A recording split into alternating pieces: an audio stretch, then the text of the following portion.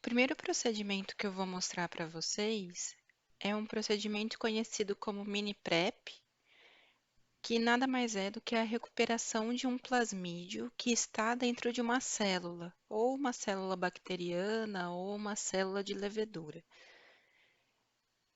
Nós vamos recuperar esse plasmídio para usar como DNA molde em uma PCR. Mas o DNA molde não é exclusivamente um plasmídio. O DNA molde é qualquer DNA que tenha a sequência de interesse que eu preciso trabalhar. Então, poderia ser um plasmídio natural mesmo, já da célula. Pode ser esse plasmídio sintético, que é o que a gente vai recuperar hoje. Pode ser o DNA genômico de uma célula bacteriana. Pode ser o DNA genômico de uma célula eucariota, pode ser o genoma da mitocôndria, pode ser até mesmo o RNA das células. Só que aí o RNA eu precisaria fazer outras reações para transformar ele primeiro em DNA e depois usar esse DNA como DNA molde de uma PCR. Enfim, eu tenho essas várias fontes de DNA molde para uma PCR, depende onde está o gene que eu tenho interesse em amplificar. Nós vamos recuperar o plasmídio de uma célula porque nós vamos fazer a clonagem da proteína verde fluorescente, a GFP, e nós vamos clonar a GFP para que ela seja expressa, a sequência codificadora dessa proteína seja expressa em uma célula bacteriana. A GFP, a proteína em si, ela tem essa forma de barril que vocês estão vendo aqui e ela acaba tendo fluorescência devido à sua estrutura com esses resíduos de aminoácido aqui intercalando no seu interior. Ela foi primeiro descrita em medusas, a sua presença foi descrita em medusas, então o genoma dessas medusas, dessas águas-vivas, é que contém a sequência que codifica a proteína GFP. A gente vai trabalhar com água viva para retirar a sequência codificadora de GFP delas? Não. A gente vai trabalhar já com um DNA recombinante que foi produzido a partir da sequência codificadora de GFP na água viva. Essa sequência codificadora de GFP na água viva foi extraída, foi recombinada com um plasmídio, então formou um DNA recombinante, e esse DNA recombinante formou clones, né? Passou por um processo de clonagem, e esse DNA recombinante contendo a sequência codificadora de GFP consegue ser transportado para diferentes células ou consegue ser amplificado por essas células até milhões de cópias dentro dessas células, porque ele está sendo carregado, ele está sendo carreado por um vetor plasmidial, por uma sequência de DNA que é reconhecida pela célula bacteriana. Então, o que a gente quer é esse vetor, esse DNA recombinante que está dentro da célula e que já contém só a sequência codificadora de GFP, como um DNA que veio da água viva. Então, eu não preciso ir lá no animal, no ser vivo, fonte do meu DNA de interesse toda vez que eu quiser amplificar a sequência desse DNA de interesse. Eu posso, num primeiro momento, fazer uma clonagem desse DNA de interesse, manter esse DNA de interesse recombinado em um vetor plasmidial que me proporciona só carregar esse DNA de forma estável e eu posso mantê-lo em células bacterianas, que é muito mais fácil do que ficar mantendo célula de água-viva congelada, por exemplo. Concordo? Então, a gente tem hoje para a aula de mini prep um inóculo de células de E. coli. Essas células contêm esse vetor plasmidial que contém como DNA recombinante a sequência codificadora de GFP. E a gente quer retirar o vetor plasmidial porque é essa sequência de GFP que está no vetor agora que a gente vai usar como molde para PCR depois, para amplificar só essa sequência de GFP. Como que a gente faz então a mini prep? Como que a gente faz essa recuperação do plasmídio que está dentro da célula bacteriana? Então, esse aqui é um esquema de uma célula de E. coli. Como material genético, a E. coli tem o seu DNA genômico circular, mas a célula de E. coli também tem esse plasmídio, que no nosso caso é um plasmídio contendo a sequência codificadora de GFP. Então, geralmente, os plasmídios em bactérias estão em alto número de cópias, eles podem chegar a 200, 500 cópias dentro da célula, de uma célula bacteriana. Então, imagina como que é eficiente a amplificação de um DNA recombinante quando eu mantenho ele em cultura celular. Então, se em uma célula eu tenho 500 cópias, imagine em uma colônia quantas células eu tenho e quantas cópias eu tenho do plasmídio. Imagina se eu expandir, então, essa colônia para um inóculo de 5, de 10 ml de meio de cultura, ou até mais que isso. Então, é muito plasmídio que eu consigo recuperar das células bacterianas.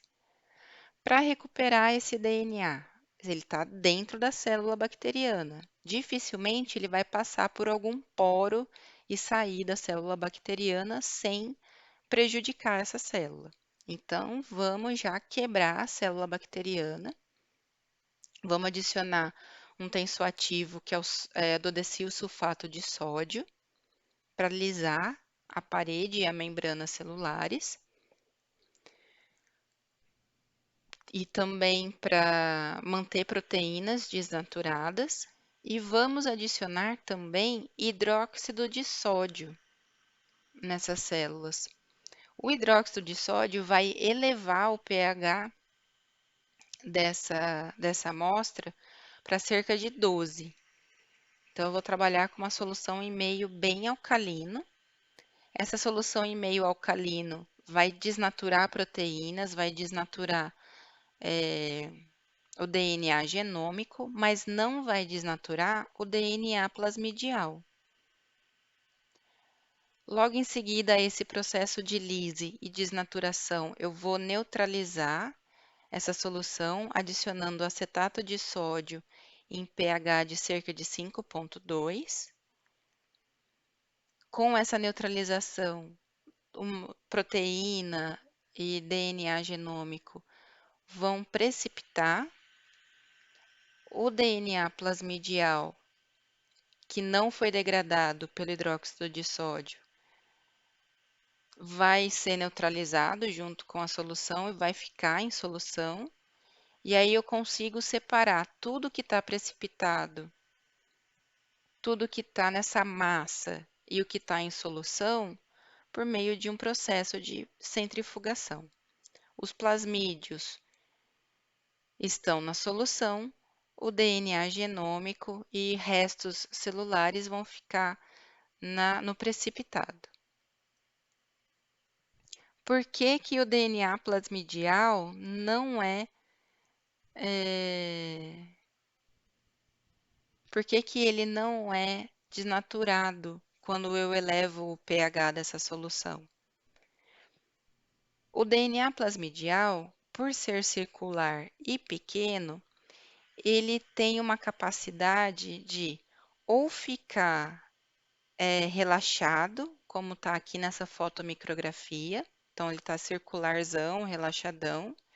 Geralmente isso acontece quando eu tenho algum nucleotídeo que com o nucleotídeo ao lado teve uma ligação fosfodiéster quebrada.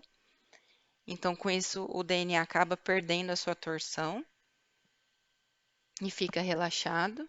Mas eu não perco a molécula, né? Foi só uma ligação que foi rompida ali, mas não foi retirado nenhum nucleotídeo. Mas, além dessa estrutura relaxada, quando o DNA plasmidial ele tem todos os nucleotídeos ligados, não tem nenhuma quebra de entre nucleotídeos, ele pode conseguir se torcer sobre ele mesmo. Então, cada fita dessa é uma fita dupla de DNA, que começa a se torcer sobre ela mesma.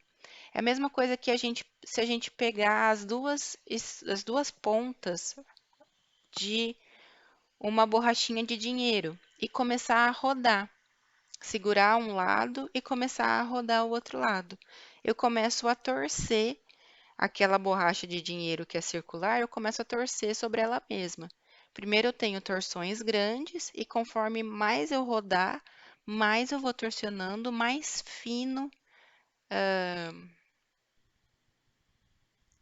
mais justa vai ficando essa torção, mais apertadinha vai ficando essa torção e mais fina vai ficando essa molécula. Até que eu consigo uma molécula tão altamente torsionada que quase parece um DNA linear. Por ter essa característica de se torcionar sobre si mesmo, o plasmídio, quando ele chega nessa estrutura altamente torsionada, as ligações de hidrogênio estão protegidas aqui dentro da torção. Além de estarem protegidas pelas cadeias laterais, elas estão protegidas entre si dentro da torção da fita dupla de DNA circular. Então, as ligações de hidrogênio vão ficar protegidas do pH básico e não vão ser quebradas pelo excesso de hidroxilas do pH básico. E com isso, o DNA plasmidial então se mantém torsionado e protegido da degradação. Ao passo que o DNA genômico, mesmo de bactéria que é circular, ele não consegue fazer essa proteção porque ele é uma estrutura muito maior. Então, ele não se torciona, ele não tem esse alto nível de torção. Então, não protege as ligações de hidrogênio e fica suscetível ao pH básico, à degradação do pH do meio alcalino. Que então é o que eu acabei de falar, é o que está representado aqui nesse esquema, mostrando os DNAs, as estruturas dos DNAs diferentes antes do pH 12, depois do pH 12, quando neutraliza o pH genômico, ele precipita, ele não se liga novamente corretamente, as duas fitas duplas não conseguem se religar corretamente, então vira um emaranhado de fita de DNA, fita simples de DNA tentando se religar com outra, vira uma rede e essa rede de DNA, essa massa de DNA acaba ficando pesada e precipitando com a centrifugação. Ao passo que o DNA plasmidial é pequeno, não foi desnaturado e se mantém então em solução.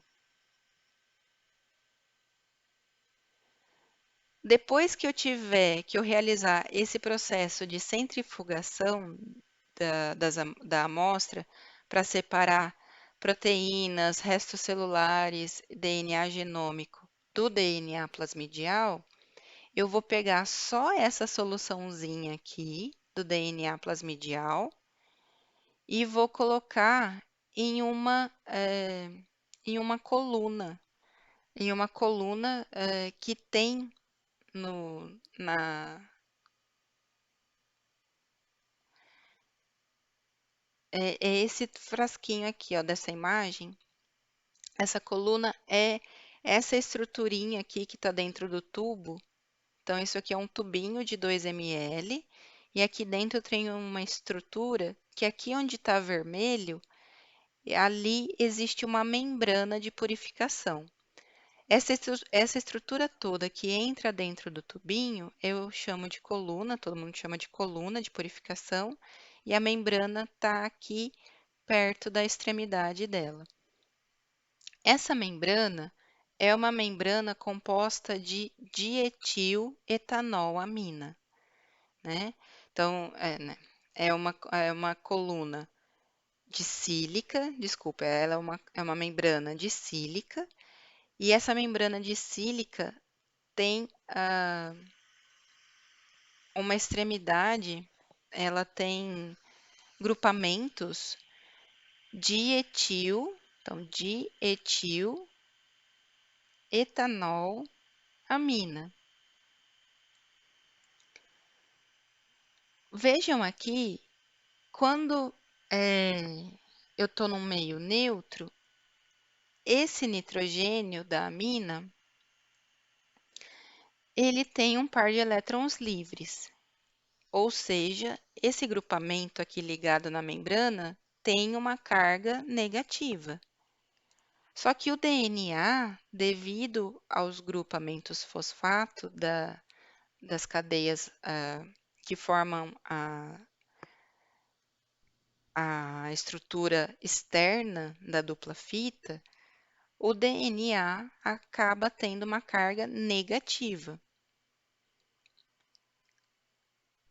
O que DNA? O DNA plasmidial da solução que eu obtive após a centrifugação e que eu estou colocando dentro dessa coluninha e que vai passar por essa membrana de purificação.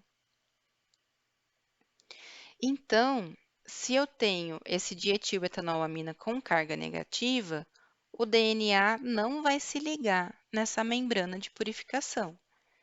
Mas eu preciso que esse DNA plasmidial se ligue na membrana de purificação para eu tirar resíduos que ainda estejam presentes nessa solução de plasmídios que eu coloquei dentro da coluna. Então, eu preciso que o DNA negativo se ligue ao dietiletanolamina. Como que eu faço isso? Eu preciso deixar essa estrutura de etiletanolamina com carga positiva. E como que eu garanto que, então, esse dietiletanolamina tem carga positiva? Eu passo por essa membrana uma solução ácida, que tem, portanto, um excesso de H+. E de onde vem essa soluçãozinha aqui com os plasmídios? Não vem de uma solução que eu neutralizei com acetato de sódio em pH 5? Então, essa soluçãozinha aqui com os plasmídios, ela está em pH ácido. E aí, quando eu coloco essa solução dentro da coluna e ela passa por centrifugação pela membrana, a solução deixa o grupamento de etiletanolamina com carga positiva, e aí o DNA que é negativo, o DNA plasmidial que está em solução e é negativo, consegue ser atraído por essa carga positiva aqui da membrana. E aí o DNA fica preso na membrana. Eu vou passar uma solução de lavagem, depois que, enquanto o DNA está preso nessa membrana, eu passo uma solução de lavagem que contém etanol. Por que deve conter etanol a solução de lavagem? Porque ácidos nucleicos são insolúveis na presença de álcoois, então os ácidos nucleicos ficam precipitados em álcool. Então, se eu passo uma solução alcoólica por essa membrana, essa solução alcoólica vai solubilizar esses resíduos que eu quero limpar da mini PrEP, mas o DNA plasmidial permanece ligado na membrana. permanece precipitado ali na membrana. Depois que eu lavar essa membrana, aí eu vou adicionar essa coluninha num tampão. Quer dizer, eu vou adicionar essa coluninha num tubo de microcentrífuga novo e vou eluir, eu vou passar uma solução aquosa, sem álcool, contendo tris e EDTA em um pH 8. Desculpa aqui, gente, que eu nem tinha visto que eu coloquei no modo de apresentação, mas ficou a parte de baixo do meu computador. Então, talvez vocês não estejam conseguindo ver toda a imagem que está aqui embaixo, mas é uma imagem só da coluninha dentro de um tubo de Eppendorf novo. Quando eu colocar essa solução em pH, essa solução aquosa em pH 8, o DNA é solúvel em água e o pH 8 vai retirar essa carga positiva, né? Já que eu estou adicionando um excesso de hidroxila, eu vou retirar essa carga positiva aqui do dietiletanolamina, quebrando a interação entre o DAE e o DNA, quebrando a interação entre a membrana de purificação e o DNA. Então, eu vou ter dois fatores que vão proporcionar que o DNA saia da membrana e vá para o meu tubinho de coleta agora do material. Eu tenho o meio aquoso, onde o DNA é solúvel, e eu tenho o pH 8, que não vai desnaturar o DNA e que vai quebrar a interação dele com a membrana. Esse processo que eu retiro o DNA da membrana de purificação e obtenho ele numa solução mais concentrada, né? Eu vou usar um pequeno volume do tampão para retirar esse DNA.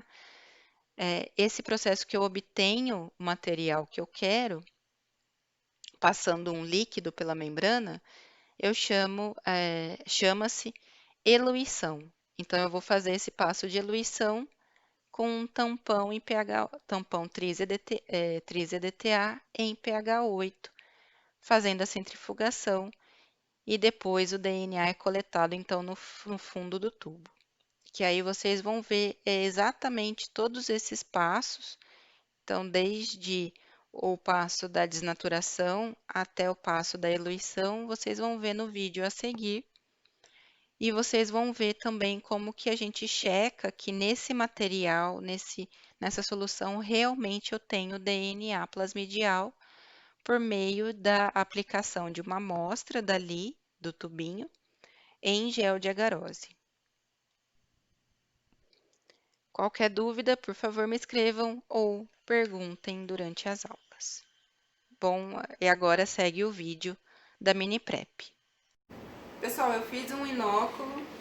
Então, como? Eu tinha uma plaquinha, vou mostrar depois uma placa de meio de cultura para vocês. Coletei uma pequena amostra de bactéria dali. Essa bactéria já contendo o plasmídio com a sequência codificadora de GFP. Mas é um plasmídio qualquer que não vai levar à produção de GFP. Ok, coletei essa bactéria, coloquei dentro desse tubo do tipo Falcon, com cerca de 5 ml de meio de cultura. Deixei crescer por 18 horas a 37 graus Celsius. Agora eu já centrifuguei e vejam que aqui embaixo a gente tem um pellet ou uma precipitação das células bacterianas. E é só essa célula bacteriana que me interessa. Não me interessa mais o meio de cultura. Eu quero trabalhar com as células, porque é dentro das células que estão os plasmídios com a sequência codificadora de GFP. Quero o pellet de células, eu vou jogar fora o meio de cultura. Eu não preciso mais trabalhar com nada estéril aqui, porque eu vou romper as células, não preciso mais de esterilidade. Eu preciso sempre de material limpo, livre de enzimas de DNAs e de RNAs e livre de outras bactérias, mas eu não preciso a partir de agora trabalhar com esterilidade, porque eu já vou lisar a célula. O primeiro passo para lisa celular é adicionar um reagente.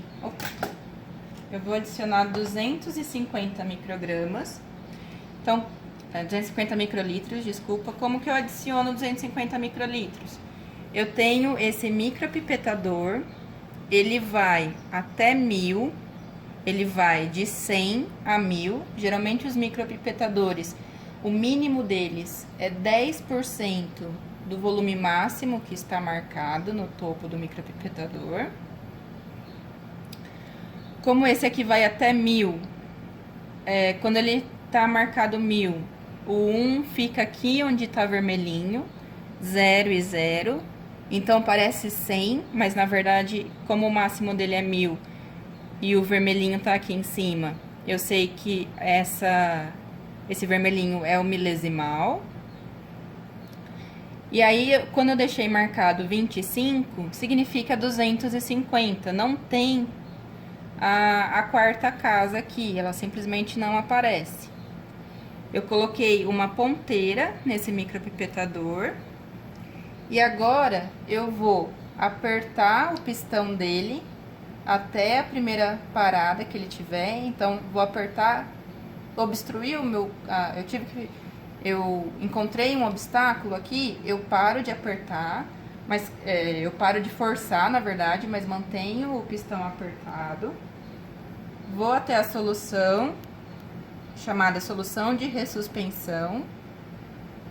Coloco a ponteira lá dentro da solução e solto o pistão.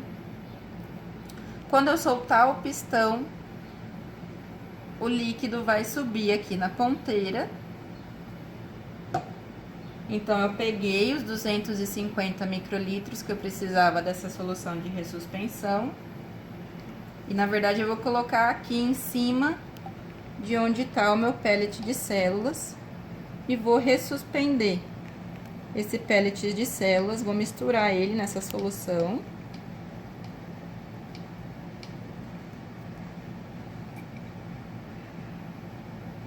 E aí, eu vou fazer toda a reação em um microtubo. Então, eu preciso tirar essa amostra daqui de dentro e passar para um microtubo de centrífuga. Coloquei todo o volume lá, então eu só ressuspendi.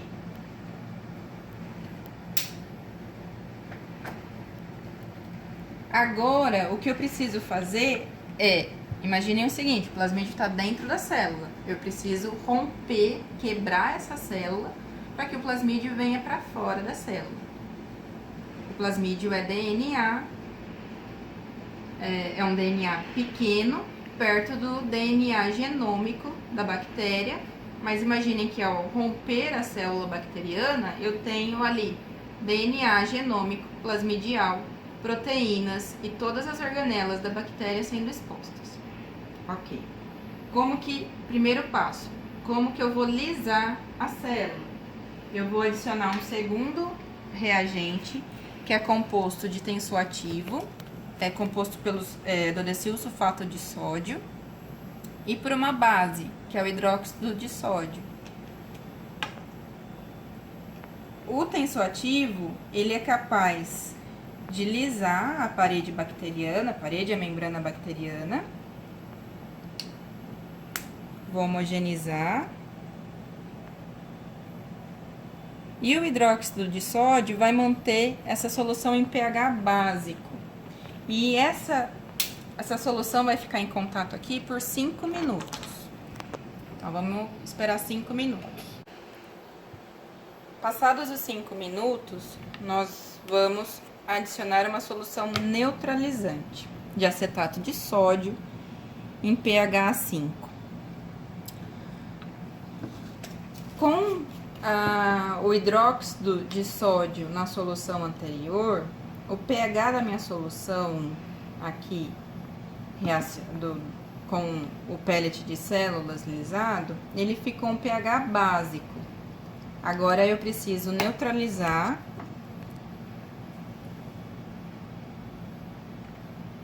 e com essa neutralização, com a alcalinização, ocorreu uma desnaturação de todos os DNAs, sejam plasmidiais ou genômico, e de proteína também. Agora, com a neutralização, a tendência é que, vejam que a gente tem a formação de duas fases aqui, uma de um material precipitado e uma soluçãozinha. A tendência da neutralização é que o pH volte a ficar neutro, né? Volte a ficar perto do 7. E aí, proteínas, DNA tendem a se unir novamente. Só que como são macromoléculas, elas não conseguem se reorganizar à forma que elas tinham anteriormente. O único que está protegido por ser uma molécula pequena é o plasmídio, porque ele, além de ser pequeno, ele é circular e ele se contorce sobre si mesmo, o que protege ele da desnaturação e da renaturação aleatória. O DNA genômico, as proteínas, que são moléculas, macromoléculas maiores, elas não têm essa proteção dessa torção.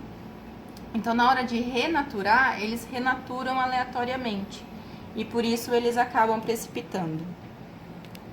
O meu plasmídio, então, renaturado, conseguiu renaturar, ele vai estar em solução. O DNA genômico e proteínas estão aqui no pellet, na precipitação. Eu preciso agora separar eficientemente solução de precipitação, porque eu quero só a solução para trabalhar só com o DNA plasmidial agora. Então, como que eu faço isso? Eu vou colocar na centrífuga e esse material vai centrifugar por 10 minutos. Vejam que após a centrifugação, foi uma centrifugação de 10 minutos na velocidade máxima de 12.000 rotações por minuto. Então, é uma centrifugação bem forte para conseguir separar mesmo todo o precipitado, que são DNAs desnaturados do genômico da bactéria, proteínas, restos celulares. Então, todo esse precipitado se acumulou aqui na parede do tubo. E na solução agora, eu tenho os plasmídios, o DNA plasmidial e alguns resíduos ainda de pequenas proteínas, pequenos fragmentos que possam conter aqui polissacarídeo, tudo que eu preciso lavar. Eu quero pegar esses plasmídios, o que me interessa mesmo é só o plasmídio. E por isso, eu vou concentrar esses plasmídios em uma membrana. Aqui dentro tem um suportezinho, dentro dessa, a gente chama essa parte rosa aqui de coluna de purificação. E aqui dentro desse suporte tem uma membrana, então. E é nessa membrana que o DNA aqui, com pH levemente ácido, ele vai se depositar, ficar precipitado sobre essa membrana, o DNA plasmidial. E o restante, os precipitados aqui vão ficar no tubo mesmo. O restante da solução vai passar pela membrana e praticamente só o DNA plasmidial vai ficar grudado nela. Então, vamos colocar a solução aqui dentro da coluna. Eu coloco com cuidado. O precipitado ficou aqui no tubo, estão vendo? A solução veio aqui para a coluna. E agora eu vou centrifugar para que todo o material passe, toda essa solução passe pela coluninha, pela membrana. E eu consiga separar aqui embaixo só a solução e o DNA plasmidial ficar fixo na membrana. Vou centrifugar agora por 1 minuto. Vejam, a solução agora tá aqui no tubinho coletor. Eu não preciso dessa solução porque o DNA plasmidial tem que ter ficado aqui na membrana. Foi acidificado. Com o tampão de neutralização, eu acabei falando uma coisa errada. O tampão de neutralização, ele vai abaixar o pH da solução para que essa solução fique em torno de 5. É necessário que a solução fique em torno de 5 para que o DNA fique levemente ácido e então consiga interagir melhor com a membrana, como eu estou explicando na parte do vídeo, com os slides, com as imagens, vai ficar bem claro isso para vocês. Agora, nessa membrana ainda podem ter ficado alguns pequenos resíduos de açúcar, de lipídio, pequenos fragmentos de proteína. Então, eu preciso lavar essa membrana. E para isso, eu uso uma solução aquosa, tudo bem, mas que contém etanol também. Então, eu coloco 700 microlitros aqui dentro da coluna dessa solução aquosa contendo etanol. E o etanol, ele é importante porque DNA não é solúvel em etanol, em álcool. Ou seja, se o DNA não é solúvel em álcool, o DNA plasmidial que eu tenho aqui na membrana vai permanecer precipitado na membrana. O restante da solução, dos resíduos vai sair, vai sair da membrana conforme essa solução de limpeza passar pela membrana. Só o DNA plasmidial vai ficar preso, retiro na membrana, e isso vai me possibilitar então limpar a minha amostra para ficar mais uma vez com uma pureza, repito dizer isso, mas com uma pureza maior do DNA plasmidial. Então a gente vai centrifugar novamente, mais 1 minuto de centrifugação. Vejam só que a solução passou, então ela tá aqui no tubo coletor. Eu não preciso da solução porque o DNA ficou precipitado na membrana devido à presença de etanol nessa solução de lavagem. Então, vou descartar a solução de lavagem. Só que eu preciso tirar resquícios de etanol, porque o etanol ele é inibidor de enzimas. Gera várias enzimas, como a DNA polimerase, como as enzimas de restrição. Então, eu não posso coletar esse DNA plasmidial da membrana se eu estiver contaminando ele com o etanol que passou por ela, pela membrana. Para garantir que eu vou tirar resíduos de etanol da membrana, eu vou centrifugar de novo esse tubinho, agora vazio, sem adicionar nada, para forçar que todo o etanol que está presente aqui fique só no tubo coletor e saia da membrana. Então, vou centrifugar mais 1 minuto o tubo vazio. Agora, então, que eu tirei os resíduos de etanol, eu vou pegar só a coluna e vou pôr em um tubo de um microtubo limpo, que eu não usei ainda. Coloco essa coluna, porque agora eu vou coletar o DNA plasmidial. Então, eu já retirei, já concentrei ele na membrana, né? Tirei toda aquela solução onde ele estava antes. Lavei com a solução contendo álcool. E agora eu vou retirá-lo da membrana, colocando um tampão de tris com EDTA em pH 8. Como o pH 8 não é uma alcalinidade suficiente para desnaturar o DNA, mas é uma alcalinidade suficiente para romper a interação do DNA plasmidial com a membrana. Então, eu vou usar só 30 microlitros desse tampão de tris e EDTA pH 8. Vou colocar aqui no centro da membrana.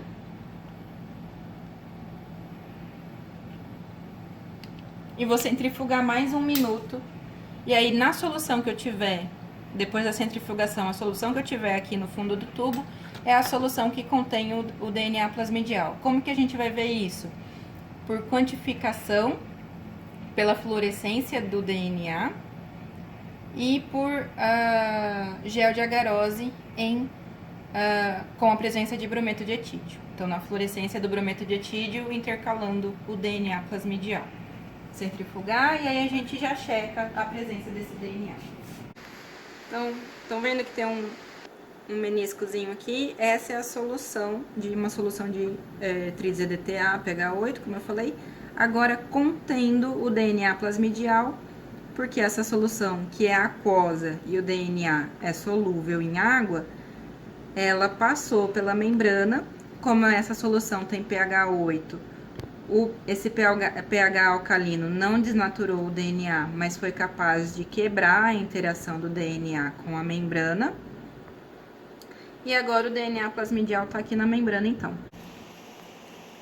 Nesse tampão que eu vou misturar agora pra gente poder visualizar no gel de agarose, eu vou misturar um volume do DNA, que agora tá aqui coletado no tubo de microcentrífuga. Eu não preciso mais da coluna, só do DNAzinho dentro do tubo. Eu vou colocar, desculpa, não um volume não, 4 volumes desse DNA e um volume desse tampão, porque ele tá concentrado 5 vezes.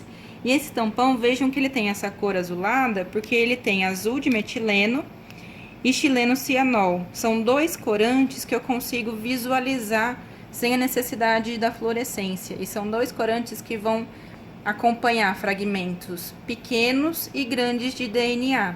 O xileno cianol acompanha fragmentos em torno de 500 pares de base.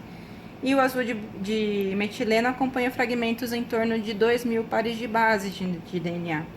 Então, eu consigo saber qual fragmento está em qual tipo, o tamanho de fragmento está em qual parte do gel, olhando onde estão esses corantes.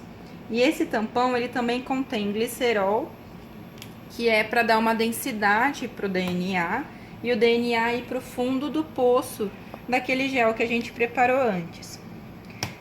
Como eu vou pipetar pequenas quantidades, eu vou usar uma pipeta que a gente chama de P10, porque o máximo de volume que ela pipeta é 10 microlitros. Nessa pipeta P10, a gente tem a última casa, a casa depois da vírgula, e tá marcada em vermelho. E as outras duas é para ir chegar até 10, são antes da vírgula. Eu vou pegar 4 microlitros do DNA.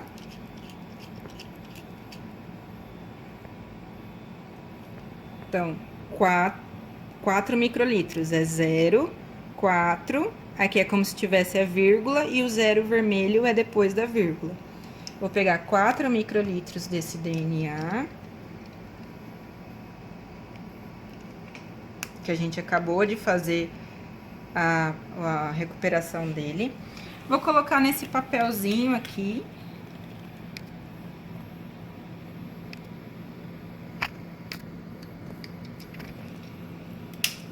E aí, vou pegar 1 microlitro, né, um volume do tampão. Posso pegar 1 microlitro com a P10? Posso, porque é 10% do volume maior de 10 microlitros.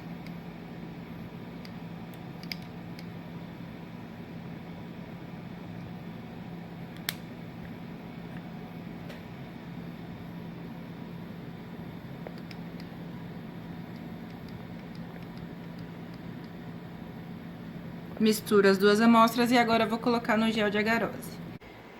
Agora, então, eu vou pegar essa amostra que eu misturei de tampão de carregamento, a gente chama esse tampão azul, com glicerol, justamente porque ele vai carregar, né, vai tanto suportar o DNA dentro do poço e também fazer com que esse DNA se mova pelo gel de agarose. Tá, então aqui tá o nosso gel de agarose. Aqui onde tá o pocinho, eu vou colocar a ponteira dentro desse poço e vou colocar todo o volume de DNA. Já coloquei a amostra, coloquei umas outras amostras ali só para aproveitar o gel e já visualizar essas outras amostras também. E agora, entre aqui, nesse outro pocinho, eu vou colocar um padrão de tamanho de DNA. Uma escadinha, que a gente chama, ou ladder, que tem são fragmentos de DNA de tamanhos padronizados para a gente saber mais ou menos qual é o nosso fragmento qual é o tamanho do nosso fragmento de DNA. Vou ligar a cuba de eletroforese, coloco polo negativo desse lado, polo positivo para esse. Então vejam que o meu DNA está nesse ponto da amostra. E o DNA é o que? Ele é negativo. Então, o DNA negativo, ele, por diferença de potencial, ele vai migrar para o lado positivo por dentro do gel de agarose.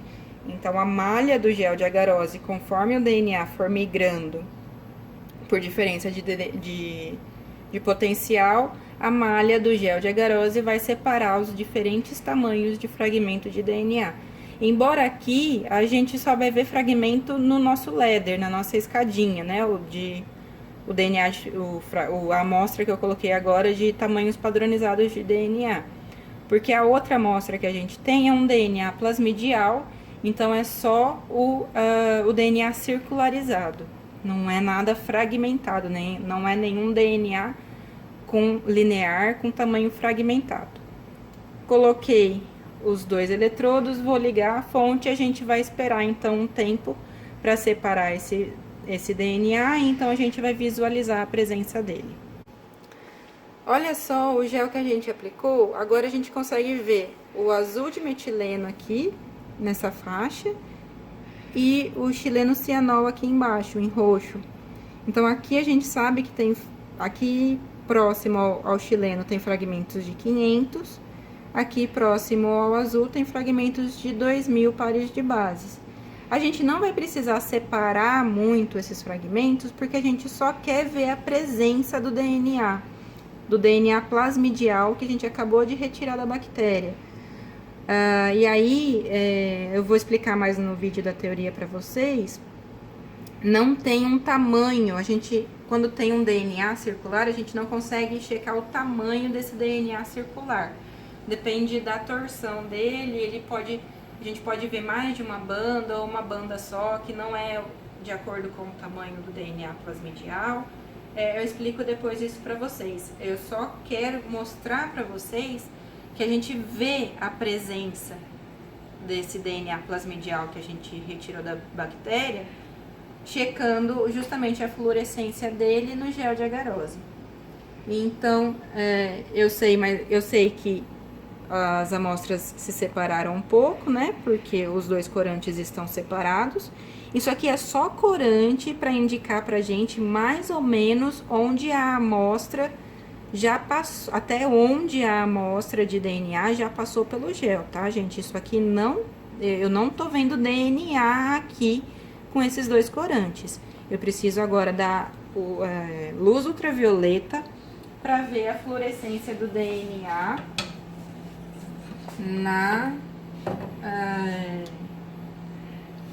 intercalando o brometo de etídio, intercalado pelo brometo de etídio. Então, essa base aqui do equipamento é uma fonte de luz ultravioleta. Eu vou primeiro, aqui no computador, só focar onde ele tá. E aí, quando eu ligar a luz ultravioleta, não é assim que a gente vê, mas eu quero mostrar pra vocês a luz aqui, vindo aqui de baixo. Então, eu quero mostrar aqui pra vocês essa luz roxa, então, essa luz ultravioleta vindo aqui de baixo do suporte. E aí, a gente até consegue ver os fragmentos de DNA presentes aqui. Então, eu coloquei algumas outras amostras, mas a nossa é essa segunda canaleta.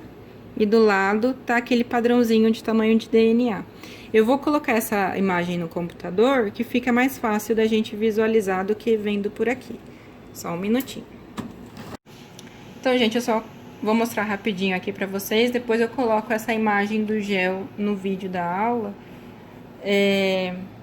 Esse daqui é o nosso padrão de tamanho de DNA. Então, vejam que tem várias bandas que são justamente vários tamanhos. Então, tem vários riscos em branco aqui. Esses riscos em branco é justamente a fluorescência do DNA intercalado pelo brometo de etídio. E a gente chama de banda. O nome de cada risco desse a gente chama de banda, né? Como a gente costuma chamar. A nossa amostra tá aqui, o nosso DNA plasmidial que foi retirado agora da bactéria tá aqui. Então, ele tem uma banda bem forte aqui, uma mais fraquinha aqui. Só que é um DNA plasmidial circular, a gente não vai checar tamanho dele. Por ser circular, DNA plasmidial circularizado ainda, a gente não vai checar tamanho, a gente só tá checando a presença dele aqui. Então, vejam que eu confirmei, então, a presença do DNA plasmidial pelo gel de agarose. Pela quantificação que a gente acabou de fazer ali por espectrofluorescência, deu 50 nanômetros, 50 nanogramas por microlitro. E a partir desse material, esse DNA plasmidial que a gente retirou da bactéria, como ele contém a sequência codificadora de GFP, agora a gente vai usá-lo, a gente sabe que ele existe, que ele foi retirado da bactéria, a gente sabe qual a concentração que ele está, então a gente vai usar essa amostra para fazer a PCR. Esse DNA plasmidial contendo a sequência codificadora de GFP vai ser o nosso molde para amplificar somente a sequência codificadora de GFP e mais nenhuma parte do plasmídio onde ela está recombinada. Então, essa aula é a aula de preparo de DNA plasmidial, ou chamada também de mini prep. A partir de agora, a gente tem um dos reagentes para fazer a PCR. Vamos para a PCR, então. Bom, esse aqui é um equipamento que é chamado de nanodrop, e ele nada mais é do que um espectrofotômetro. Só que a nossa amostra vai em cima desse pedestalzinho aqui, e nesse pedestalzinho, quando eu fechar, vai passar o feixe de luz, e de acordo com o comprimento de onda necessário para a leitura da amostra. E então, passando o feixe de luz, ele é detectado pelo detector do equipamento e me mostra aqui um gráfico de pico de absorvância de acordo com o comprimento de onda, que no caso, para DNA, o DNA tem um pico máximo de absorção em 260 nanômetros. A vantagem desse pedestal é que eu consigo trabalhar com uma amostra pequena de apenas 2 microlitros de solução de DNA plasmidial. Então, tá aqui a bolinha. Eu vou fechar no pedestal, ela vai achatar. Eu vou fazer a leitura aqui. Então, tá passando o feixe de luz. E aí, a gente tem, então, a leitura de DNA, que deu uma absorvância de um pouco mais de um valor de absorvância em 260 nanômetros de um pouco mais de 1, o que equivale a 50 nanogramas por microlitro. Esse 50 aqui é um fator de correção, é justamente por acaso, totalmente por acaso, mas justamente foi verificado que DNA com absorvância de valor 1 a 260 nanômetros equivalia a uma solução de 50 nanogramas por microlitro de DNA. E hoje, por acaso, a gente teve justamente uma absorvância de 1, então mostrando que a concentração é de 50 nanogramas por microlitro. Isso daquele plasmídio que então a gente acabou de retirar da bactéria, né, que é o processo chamado de mini prep. Então a gente consegue ver qual a quantidade, qual a concentração desse plasmídio naquela soluçãozinha de TE que a gente recuperou no microtubo. E é com essa solução que a gente vai trabalhar agora para amplificar só a sequência codificadora de GFP.